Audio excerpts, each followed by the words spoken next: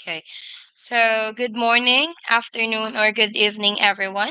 Welcome to today's webinar brought to you by the International Trade Council. I am Anne, your host for today. Before we dive into the main content, let's do a quick technical check.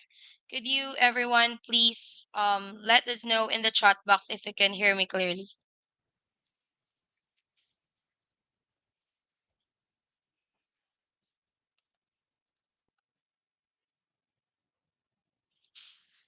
Thank you so much for that, Edmond. Today's webinar is titled Change Leadership from Sluggish to Nimble, 5 Mindset Shift for the New Normal. Our speaker for today is Edmond Melina, President and co-founder at Orchango. In this session, you will be able to explain how the nature of change has evolved over the years and what are the key implications for the business. Explain the 5 mindset shifts required to move from sluggish change management, which was fine in the past, to nimble change leadership, which is critical in the new normal, and use a quick assessment tool to evaluate where your business is at when it comes to adapting to today's nature of change. Think differently about the inevitable politics at play during times of change, and lastly, become a more effective change maker internally and externally. Without further ado, let's welcome Edmond Molina to the virtual stage. You can take over the mic now. Thank you very much, Ediane. Good morning, good afternoon, or good evening, everybody. So, 5 mindset shifts for the new normal. At the end of the session, we will share in the chat a link where you can download the infographic with the 5 mindset shifts. So, let's look at the roadmap for this webinar. So, we are going to start by reflecting on how change has changed as a discipline over the past 25 years or so. Then we are going, and this is going to get us to the first mindset shift. Then we are going to debunk a myth that has been prevalent in the field of change management since the beginning, which is the myth of executive sponsorship. And you'll see why I use this picture for this roadmap when you get there. And this is going to lead us to the next three mindset shifts. Uh, and then we are going to, as Lady Anne hinted, we are going to reflect on the crucial link between change and internal politics, office politics, corporate politics. And this is going to get us to the fifth mindset shift. And at the end, I will leave you with two calls to action to move from sluggish to nimble when it comes to leading through change. So let's get going with the first step, how change has changed from the beginning of change management. And I'm going to go back to 1997. I'll explain to you why in a few seconds. So first, let's refresh our mind. What was happening in 1997? Hillary Clinton was turning 50. Bill Gates was still working at Microsoft. He was not yet focused on his charities. This is the year that we got the Titanic on the movie screen and the Lion King on Broadway. And this is also the year of this very infamous heavyweight boxing championship between Evander Holyfield and Mike Tyson. And if some of you remember that, Mike Tyson decided to take a little bit of a souvenir from Evander Holyfield. He basically took a piece of ear and chew it out. So that was a very weird experience. So this was 1997. So now we are back into thinking how long time ago this was. It's like 27 years ago. Why do I go back to 1997? Because this is a year that change management started as a discipline in the corporate world. The year before, in 96, John Kotter from Harvard published his very famous book, which was called Leading Change. The year after, in 98, Spencer Johnson wrote a book for the people impacted by change, which was called Who Moved My Cheese. So this is when experts in change management started to write books, at conferences, and this is when change management started to become discipline in organization. So this was really the beginning of change management, 1997. Interestingly, this is also the year that Netflix was launched as a business and they started disrupting the movie rental business. The big player in North America, where I'm based, was a Blockbuster. So this is everything was happening in 1997. So I find it interesting to reflect on what happened to Netflix since 1997. And then we are going to be able to make parallel with change. What happened to change since 1997? And from this comparison, we can start to understand why we need to change the way we go about dealing with change in organizations. So let's start with Netflix. Interestingly, at the very beginning of Netflix, in the very few years, the first few years, it was more or less taking the same time that it takes us today from the comfort of our PJ in our home to pick up a movie. The same time, more or less, to pick up a movie. The big difference is that back then, in 1997, in the first few years of Netflix, once you were selecting a movie, I want to watch this movie. Well, you had to wait. You had to wait anywhere between 3 to 5 days for the mailbox to be suddenly showing up with some DVDs and the movie that you wanted to watch. So 3 to 5 days was the time it was taking to Netflix to deliver movies back in the early years, 97 and the few years after that. Let's fast forward to today in 2024. It takes the same time to order a movie online, but once you press, okay, I want to watch this movie, what is happening? Instantly, in a matter of milliseconds, the movie starts to stream. So we went from 3 to 5 days to milliseconds. So it's a huge exponential acceleration of the pace at which Netflix has been delivering movies over the past 25 years, 27 years. Guess what? The exact same kind of acceleration happened to the nature of change. Back then, in the early years of change management, what was the nature of change? The pace was relatively controlled. It was going slow motion, and the dust had time to settle. Typically, it was after a change initiative, before the next big change initiative, you had to wait for at least 6 months. Often, it was a year, 2 years, even sometimes 3 years. So we had the luxury of time. It was going slow motion, basically. That was the pace of change in the mainstream in the early years of change management. Because of that, the early thinkers, think about John Cotter and etc. In change management, they started to think about the challenge of managing change as playing a game of golf. Let me explain. I'm not a golfer, but in my life, in my career, I played a bunch of corporate tournaments. So on a golf course, you go from hole to hole. Similarly, the early thinkers in change management, they devised a way to deal with change that was based on phases. First phase, second phase, third phase. The same way golfers go from golf hole to hole. On a golf course, as you walk from one hole to the next one, let's say from hole number 2 to hole number 3, if you see the beverage cart, oh, you have the luxury of time. So you can go walk to the beverage cart and order a glass, a drink with your friends, enjoy it, even maybe light a cigar before going to the next hole and continue playing the game.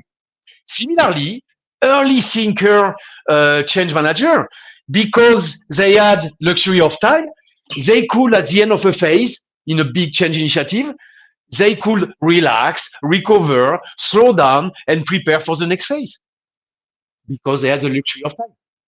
At the end of 18 holes on a golf course, the golfers, they typically don't go home right away. They typically gather in the clubhouse to have more drinks, even a meal with their friends, and have fun.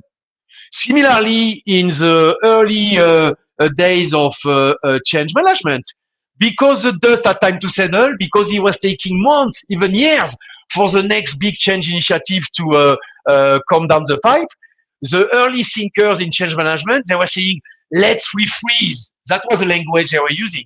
Why they meant by that? They meant, let's wait and make sure the new way of doing business is becoming the new status quo. And they could do that because the next big change initiative wasn't coming before months and months and even years. So all this thinking, slow motion change management, was embedded into the book that ProSci, which was a company that started as a research entity trying to understand the field of the nascent field of change management. They wrote a book in the early, I think it was 2006, that they wrote the book at CAR, and this methodology at CAR was about step by step, slow mo, because we all had the luxury of time. Fast forward to today, let me clean up my drawing here. This world is gone. This world of slow-mo change is completely gone. Let's look at the new nature of change. In this day and age, in 2024, change is fast-paced, change is constant, and change is disruptive. So if you want to think in terms of a sports analogy, forget golf. It doesn't make any sense. The world is moving way too fast to have a golf-like approach to dealing with change in organizations. Instead, we need to be more like basketball players. Think about it. Basketball is a game that is, contrary to golf, fast-paced, super dynamic, super fluid. And to play the game, you have to be very nimble. Of course, I'm based in Toronto, in Canada, so I had to use a picture of the Raptors when we won the championship a few years ago against the Golden State Warriors. But I could have picked up any other basketball picture here. So this is the kind of mindset we need to have here today. We need to think about the challenge of dealing with the new pace of change as playing a game of basketball. Forget about golf. A few years ago, I was speaking with an executive. She was working in the insurance business, and we were talking about this analogy that I just shared with you. And that night, she sent me an email with a picture. Edmond, look at what I found on the internet. So she picked up this picture on the website of ESPN. Look at it. What is he doing?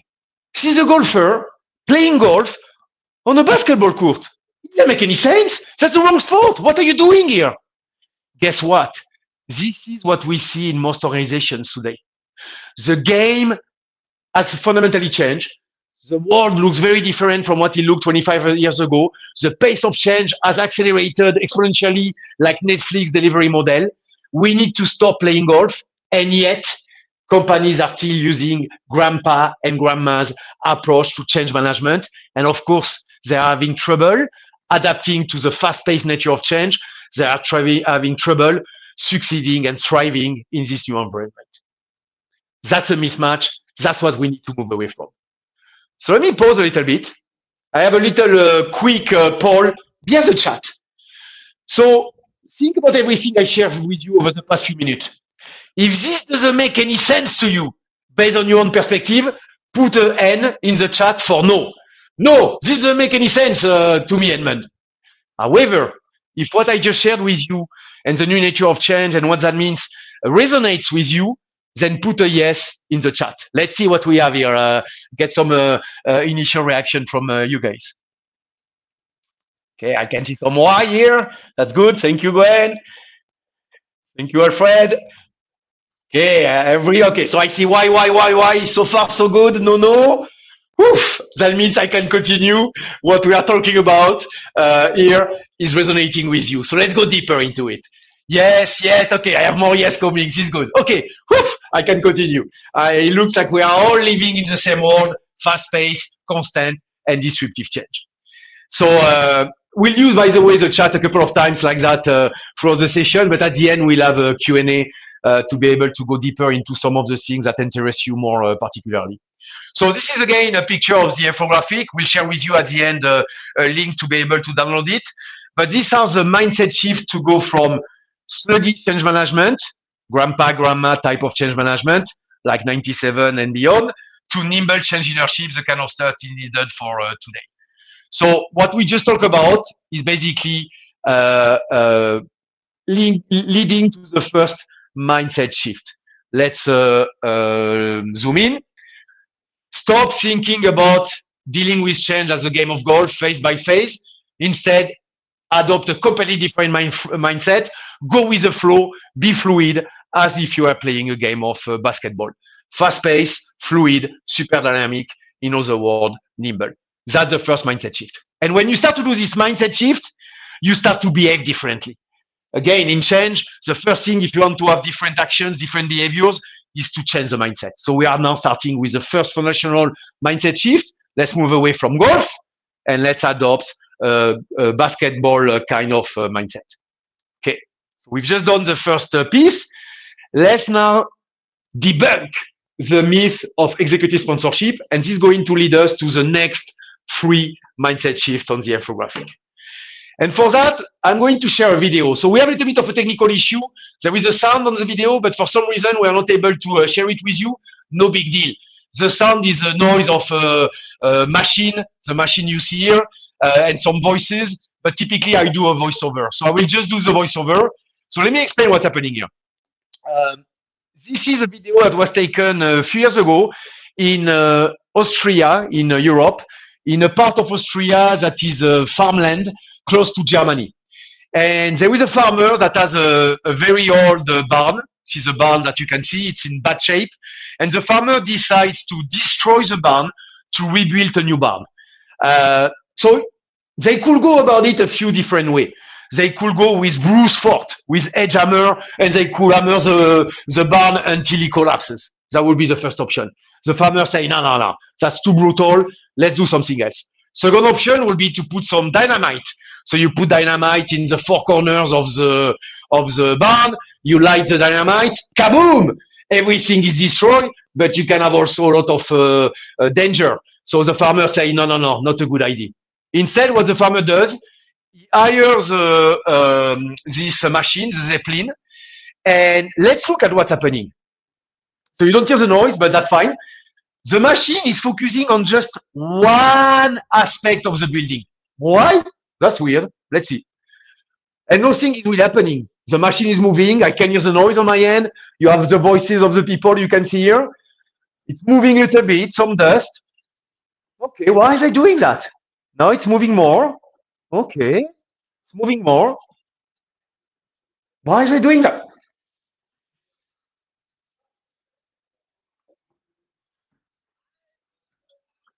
So there is somebody in a foreign language saying something. I was lucky enough that a few years ago, I had a participant in one of my sessions that was actually from Austria. And he said, oh, I know what he's saying because he's using the dialect of my area where I grew up, close to Germany in Austria. I said, okay, his name was Christian, the participant. What does he say, the guy? And the guy that is saying something here is that, whoa, this is amazing. Indeed, this is amazing. The machine, by removing one stone from the building, the entire building, the barn collapses. Question for you on the chat. What is the name of this stone in English? How do they call this stone that is holding the entire structure of the building together?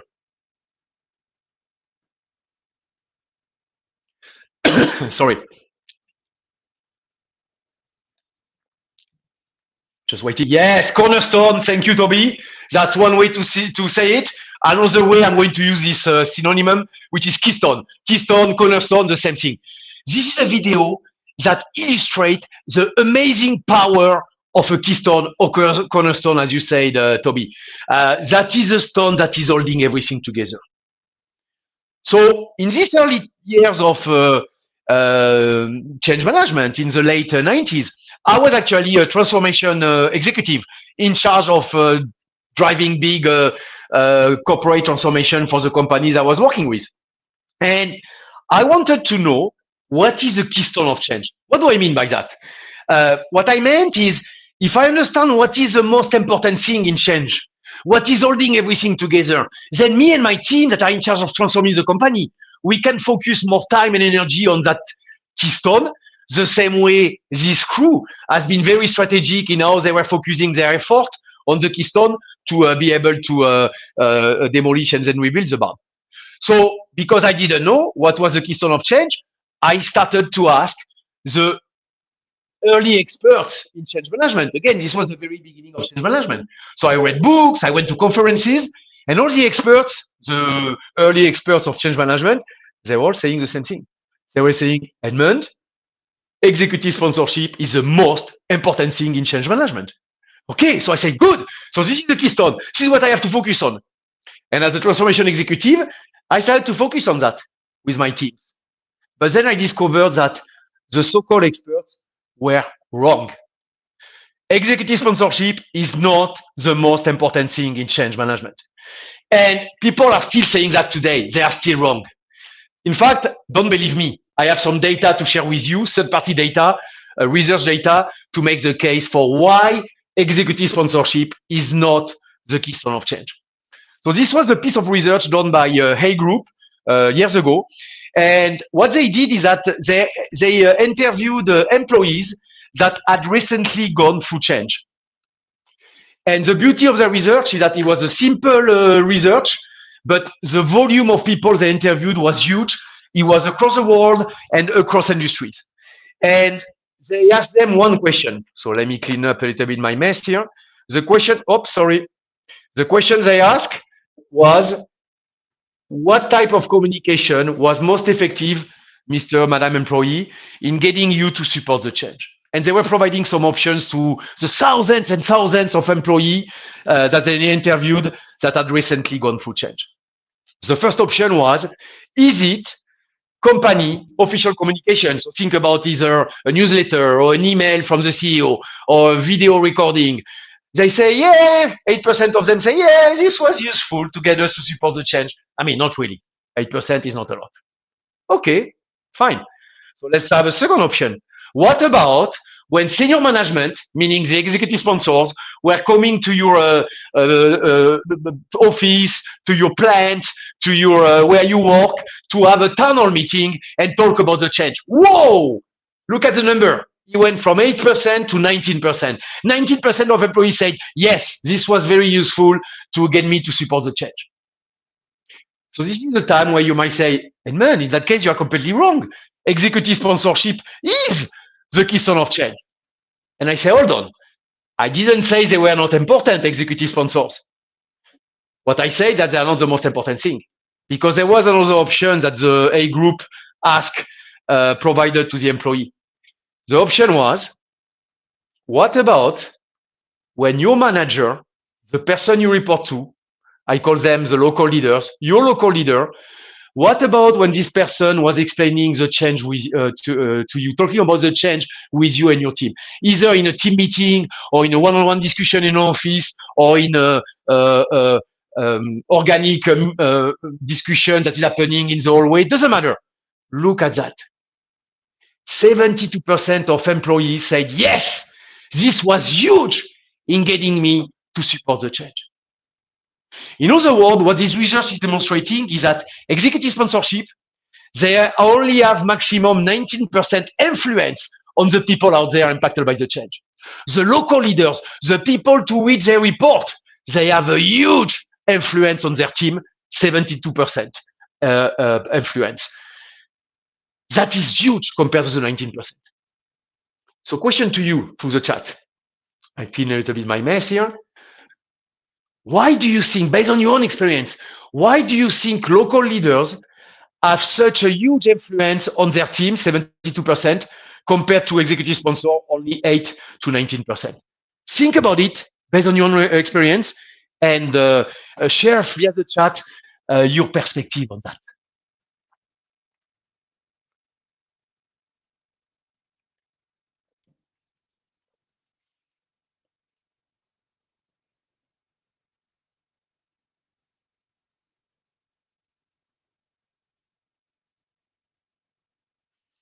Thank you, Gwen is starting the dance here. Yes, trust.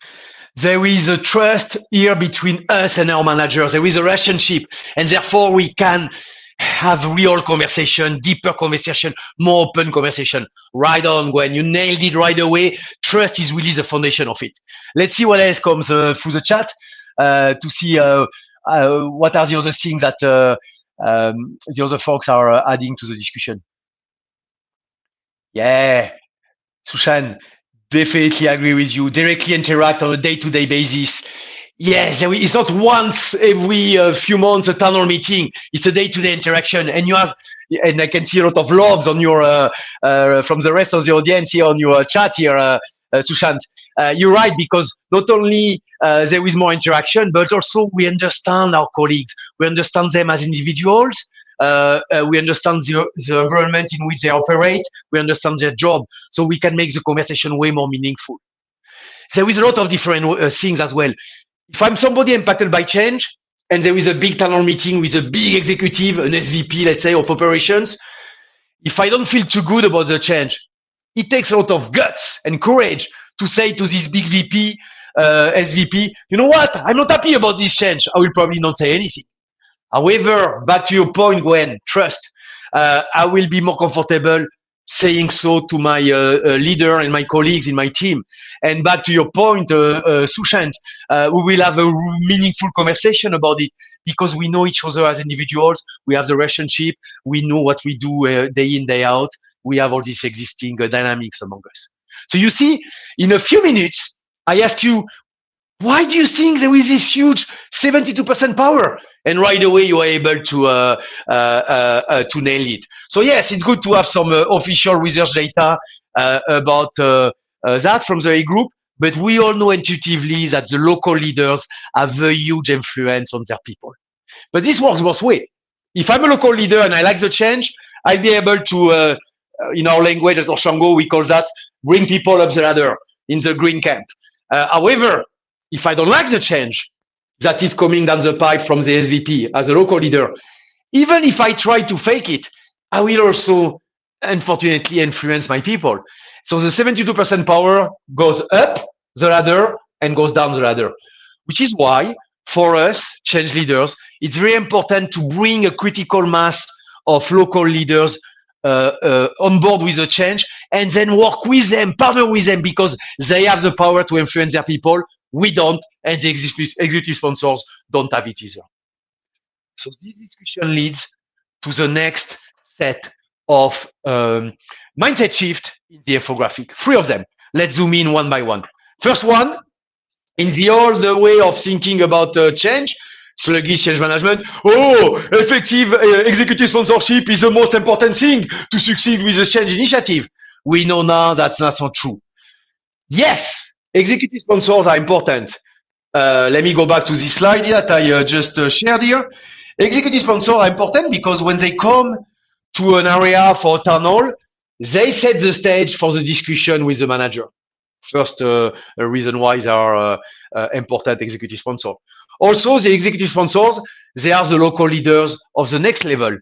So if I'm an SVP and I'm the executive sponsor for a change initiative, I'm the local leaders of the VP, of the assistant VPs, or directors.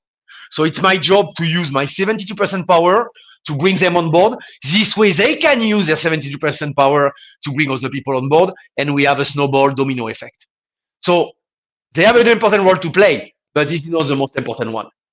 So local leaders at all levels represent the true keystone of change. They have the huge influence on their people. Big mindset shift for us change leaders. Again, what that means, we need to bring these local leaders on board genuinely, and we need to partner with them, support them, work with them together, because they have the power to influence their people. We don't. Okay, let's keep moving. Let's build on that discussion here on the keystone. In the old way of thinking about change, all the power is in the center with executive sponsorships. So therefore, it was making a lot of sense to have experts in change management at headquarters. It's not a bad idea to have experts in the center, but where we need effective change leadership is in the hands of all these local leaders out there, which could be in the hundreds or even thousands, depending on the size of your company. That's what we need in this new day and age. We need nimble change leadership spread throughout the organization as opposed to concentrated in the center, because it is a bad recipe to go very slow when the pace of change is too fast. So this is the key. You need to spread the good. You need to make sure that the local leaders out there are equipped to be able to lead through change in a nimble way.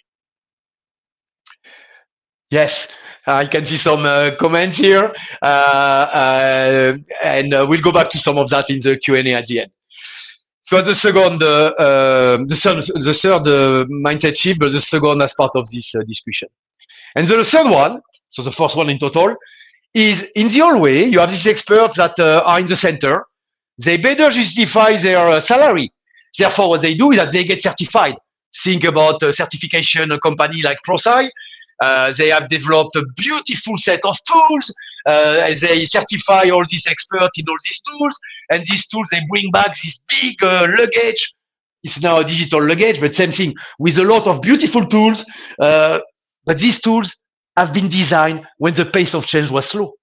These tools, they are not suited for today's day and age, for the kind of fast-paced environment we are in. So they all became useless. Instead, what we need tools that are more basketball-like. And for me, I think in terms of stethoscope, and I actually have a little bit of a prop here. If you look at my camera feed, I have a stethoscope here with me. A stethoscope, it's an amazing tool. It has been invented in the early 1900s, and yet it's still being used by doctors and nurses, especially in emergency room department in hospital, which is the ultimate fast-paced, high-stake kind of environment. Why do nurses and doctors still use this tool in 2024? Because it's nimble. What do I mean by that? You can actually run with the stethoscope. You can run from patient to patient with the stethoscope around your neck, and it stays there. It's always there available when you need it. First characteristic. Second characteristic, you get to a patient, it's not complicated to use. You can quickly and relatively simply take the vital signs. Simple to use. Second characteristic.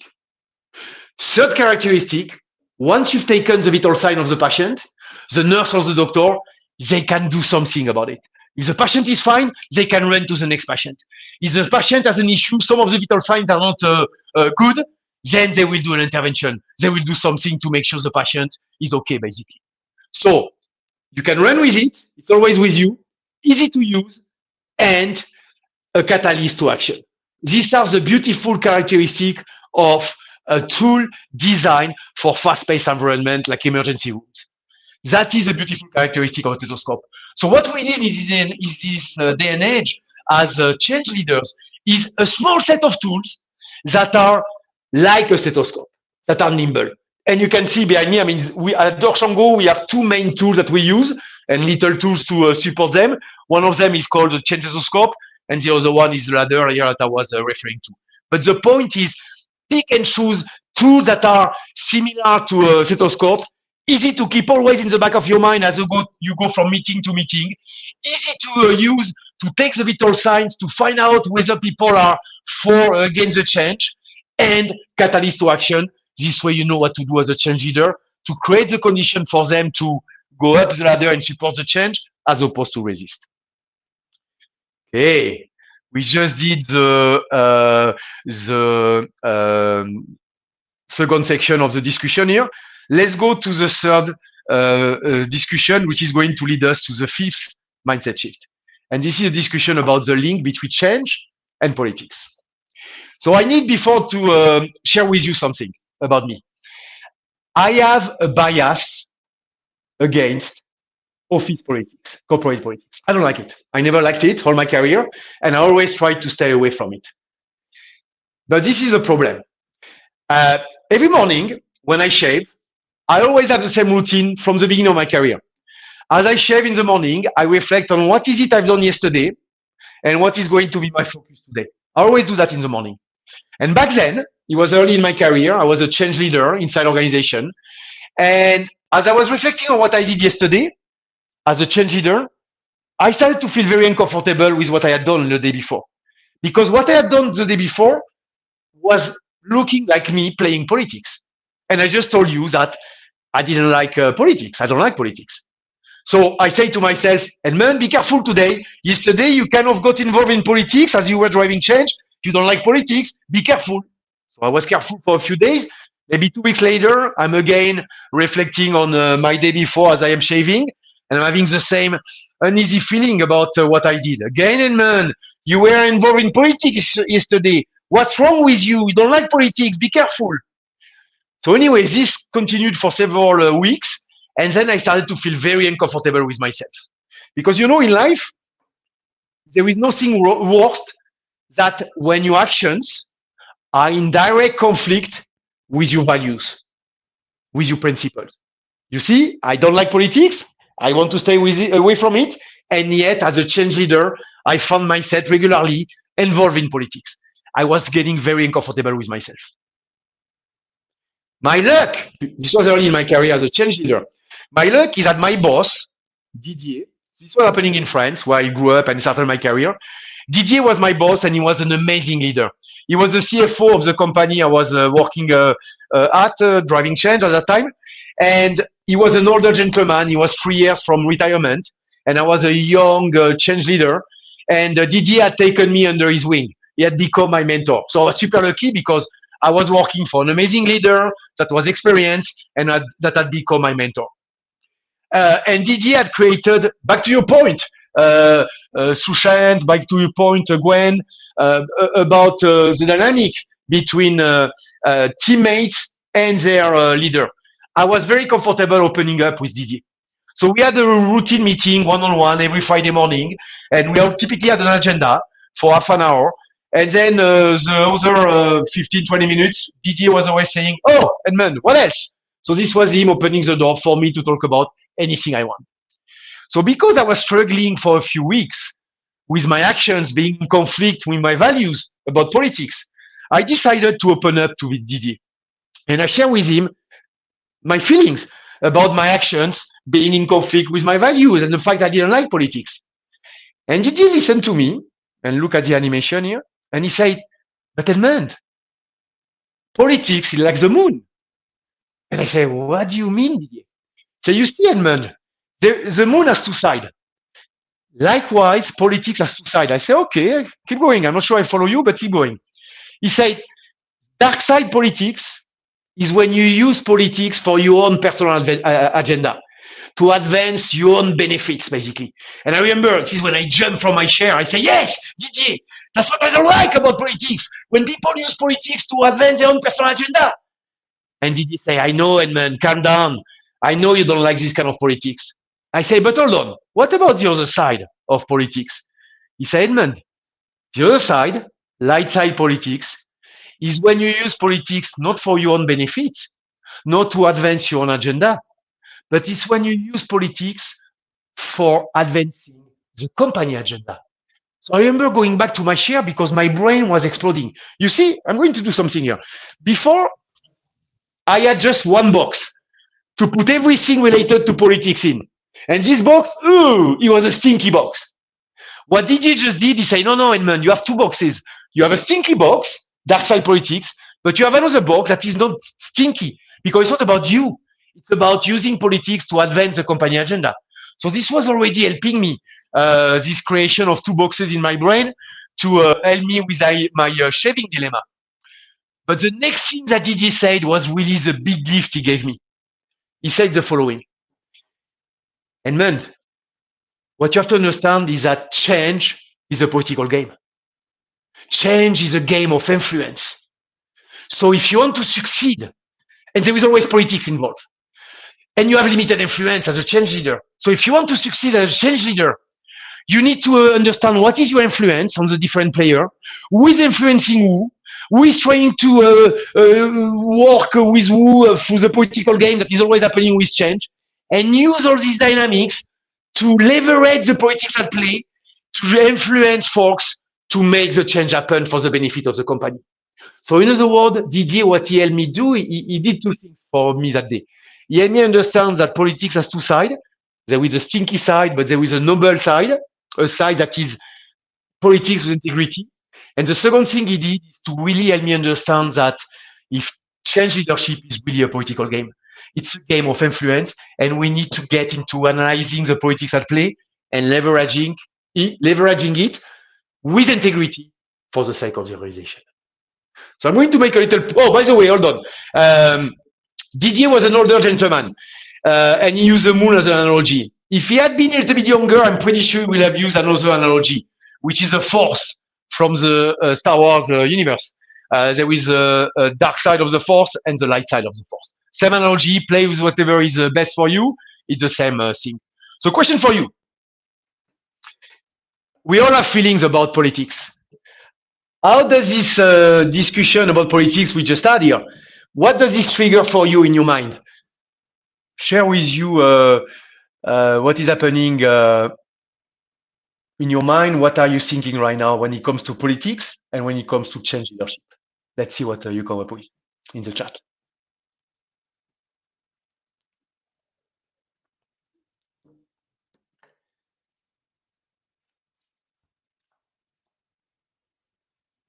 Yes, how to deal with the latest change and challenges. That's definitely a big part of what we are talking here. How do you feel about politics when it comes to change? And to what I just said, the fact there is light side politics, dark side politics, and that leveraging the politics at play and using your influence is critical to succeed as a change leader.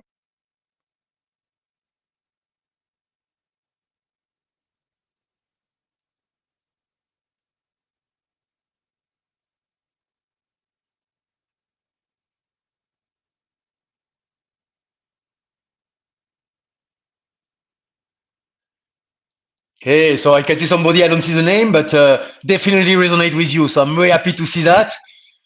Yes, influencing the change for betterment. Exactly the spirit. I love that. This is Sushant, right on.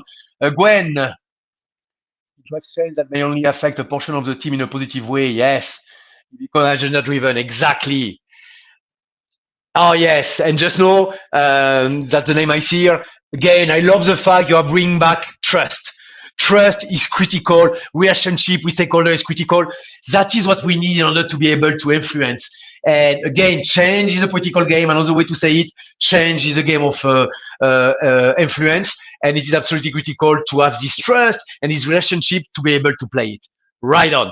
So this leads us to the fifth mindset shift on the infographic. Let's zoom in. In the old way of thinking about change, politics is the problem, but there is nothing we can do about it. The change the political game. So you really need to understand the game and plunge into it, but with integrity. That means you need to leverage the power of light side politics. And here, what I'm going to do is I'm going to share the quote from Didier, my mentor, and highlight again the key point. Change the political game. There is the dark side that I don't find has any integrity in it. That's my personal view. But there is a light side that is about advancing the company agenda, and this is politics with integrity. And engaging in light side politics is not only noble, but it's also critical to succeed with change, because change is a game of influence, and there is always political at play, and there is always limits to our own influence. Which is, by the way, why we have a simulation at Orshango to help people raise their light side political game. So this is what we've done so far. We're getting to the back end of the session here. We are going to open up for Q&A soon. I covered the 5 critical mindset shifts with which we need to start in order to move from sluggish change management, grandma and grandpa type of change management for the old nature of change, to nimble change leadership for today's nature of change, which is fast-paced, constant, and disruptive. So the last thing before we open up for Q&A, calls to action. So where do you go from here, basically, with your own organization as a change leader? So big picture, forget about golf, get your sneakers, so to speak, and embrace first the 5 mindset on nimble change leadership. And this is a foundation for being able to be more nimble in your action day in, day out as a change leader. But more specifically, I have 2 calls to action. The first one is to do the same thing we ask participants in our Nimble Change Leadership program, which is our flagship program. We get them to reflect on this 5 mindset shift. So there's the mindset shift from the old way to the new way. So we get them to reflect, but more importantly, do that. For each of them, think about where is your organization at? Is your organization stuck in the past? Is it halfway there, or is it already switched? And based on where you put the check mark on each of these 5 mindset shifts, you are going to be able to start to build a plan to move away from sluggish and adopt nimble. To help you with that, you can either use a QR code or it's thank you, Lady Anne. Lady Anne has just shared with us the link directly in the chat. If you go to this page, you end up on a page on Orshango's website. where you have the infographic, and you can download it. You don't need to enter any email address or whatever. Just pick it up and download it and use it, and do a quick assessment of where your organization is at and what does that mean for your organization. That's the first call to action I have for you. Reflect on where your business is at, and it's going to help you start to build a plan to get there. The second call to action is, it depends.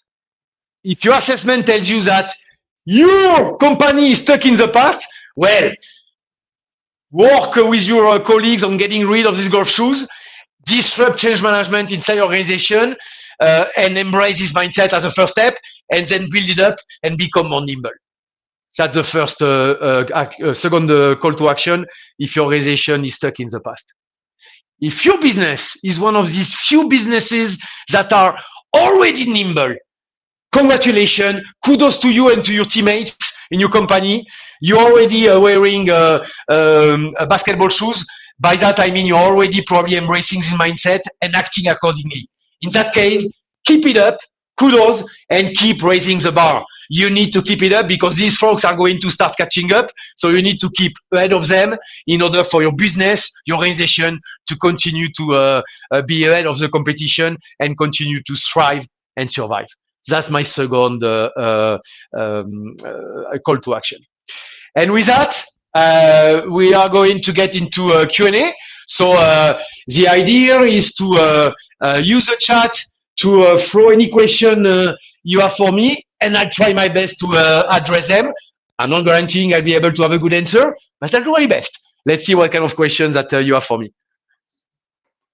Thank you so much for that wonderful presentation, Mr. Edmond. So now let's open the floor for the questions.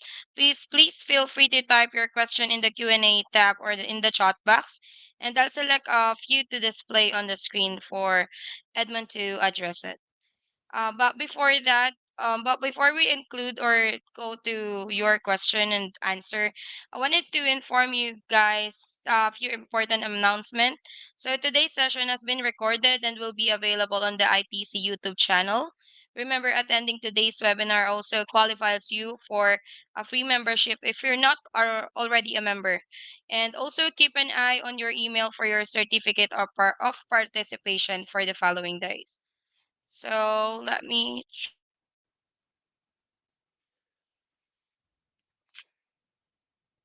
And Lydiane, I've been monitoring the chat, but I might have missed a question that came before from as we are going through the slides. If it's the case, let me know. I haven't seen one, but I might have missed it. Sure, let me try to check this out. Yeah, I'm going back as well at it. Oh.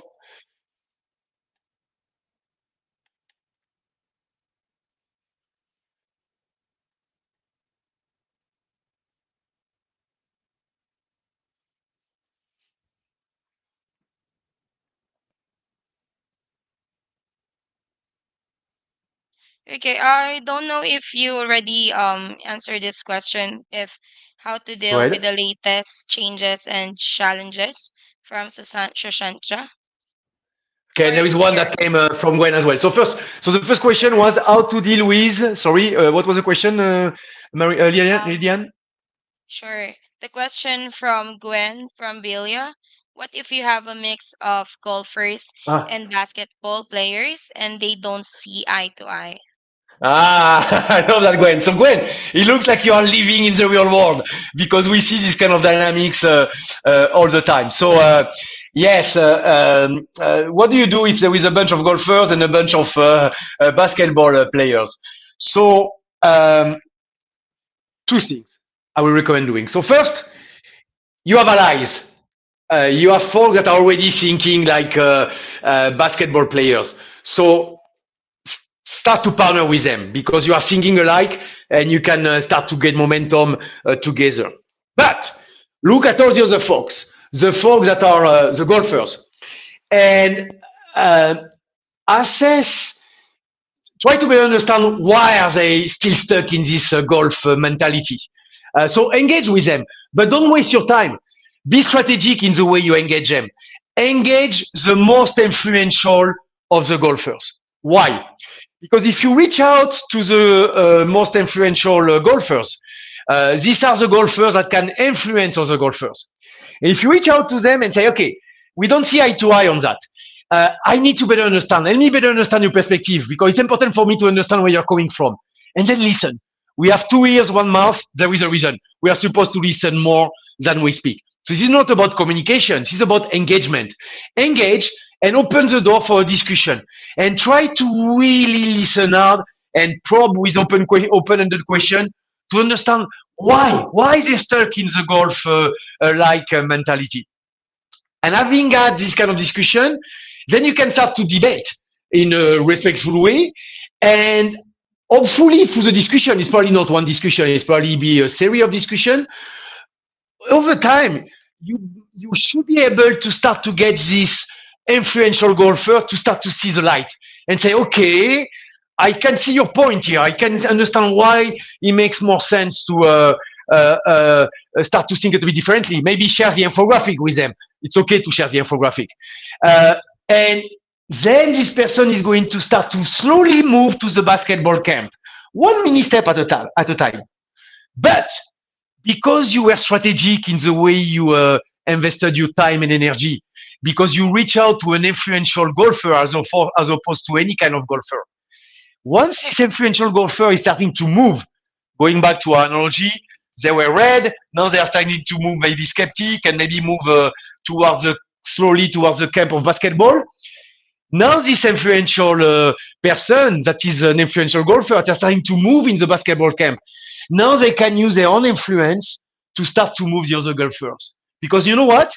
If I'm a golfer, and if you, Gwen, you've been advocating for Nimble change leadership from the beginning, you know what? I don't hear you. I don't want to listen to you because you are completely enamored with this new way of doing things. At my end, I love my old stuff. So I don't even listen to you. However, is my friend, Julie or Joe, that is a golfer as well.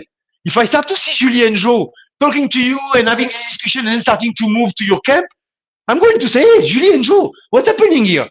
This is having influence on me. Joe and Julie are going to have way more influence on me, a golfer, because they used to be fellow golfers, as opposed to you that has been living the dream of Nimble change leadership with your fellow basketball players from the get-go. I hope I was able to address a little bit your question, Gwen. If not, please let me know in the chat. Or also you might have a follow-up question, Gwen. Okay, so if there is any question that you wanted to ask to Mr. Edmond, okay. Thank you. Sorry, Thank someone was here. thank you, and as someone who has been trained to play golf, shifting to playing basketball was a choice I made. Is communication still best tool to shift others? Okay, so this is a very important question, Lady Anne. So let me address it. Is communication still the best tool to shift others? I don't like the word communication when it comes to change.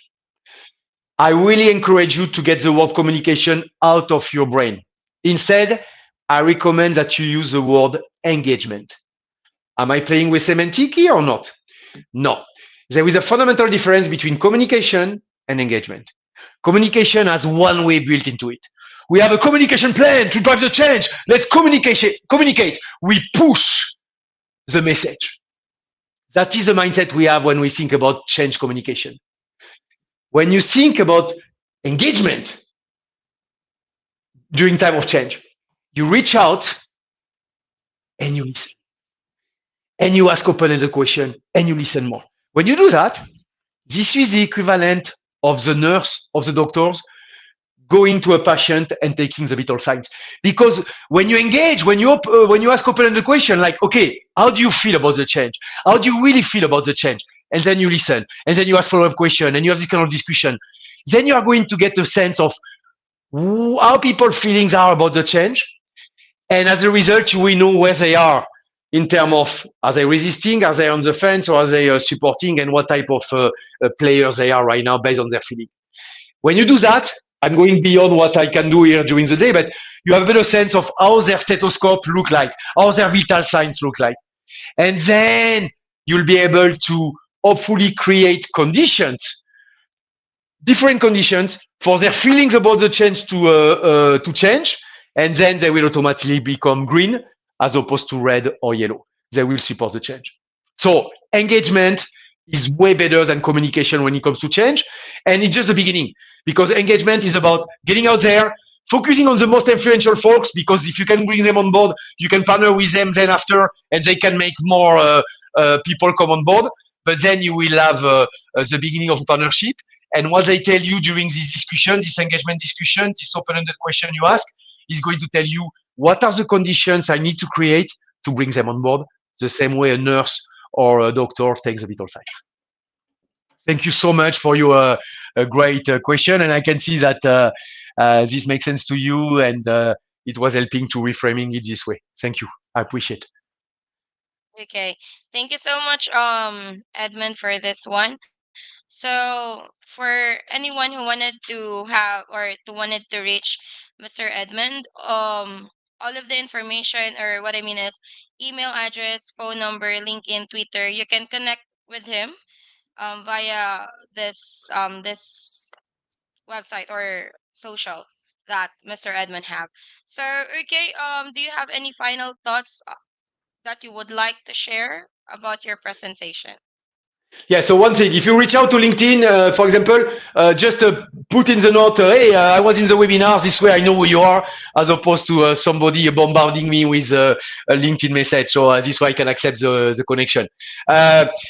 No, my final thing, I mean, this is a truth about change that hasn't changed. If you want to have different actions, different behaviors, you need to start by changing the mindset.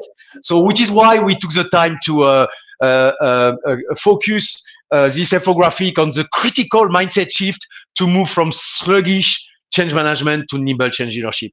So, my last word here is that recognize the fact that the world has changed. We are not in 97, in the early 2000s anymore. The pace of change is fundamentally different from what it used to be back then. The game has changed, and therefore we need to adopt these new mindsets and build up our nimble change leadership muscles. That's the only way to succeed in this day and age, the new normal that is characterized by fast pace, constant, and disruptive change. So really, really embrace this five mindset, and good luck with any change initiative you are leading in your businesses, and all the best, and good luck with everything. Thank you very much for your presence today. Thank you. Thank you so much as well. Okay, I will also put my email address here on the chat box for those anyone or not yet a member of the ITC. You can definitely send me an email to my inbox, and I will be glad to respond to you or assist you with that. Okay, and thank you so much for this wonderful presentation. As we come to the end of today's webinar, I'd like to thank our speaker, Mr. Edmond Molina, for sharing his valuable insights with us. Remember, change is inevitable, and embracing a nimble mindset is crucial for navigating the challenges, the new formal. I encourage each of you to reflect on the key takeaways from today's session and apply them in your professional endeavors. Once again, don't forget to check your email for your certificate of participation. Thank you for all of your active participation, and we look forward to seeing you at our future events. Have a great day to all of you. Thank you. Thank you, Lilian. Bye bye, Thank everybody. you so much, Mr. Edmond. Bye.